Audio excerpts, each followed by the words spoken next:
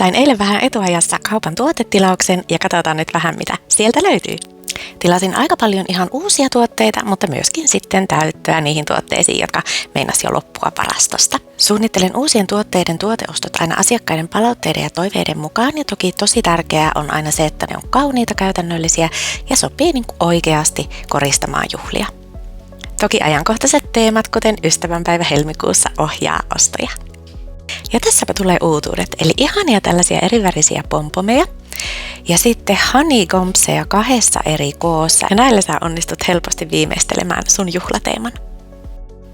Ja sitten Happy Birthday-foliopallot sai rinnalleen tällaisia pastellinsävyjä, ja nämä aivan ihanat numerofoliopallot pastellinsävyissä löytyy nyt myöskin kaupassa. Sitten tilasin tällaisia ihanan hempeän vaaleanpunaisia hiiriä, rusetteja ja tällaisen babypallon, yhden uuden piirinauhan, joka sopii moneen teemaan, ja kakun ja muffinsin koristeita useassa eri teemassa, ja nämä oli niin söpöjä.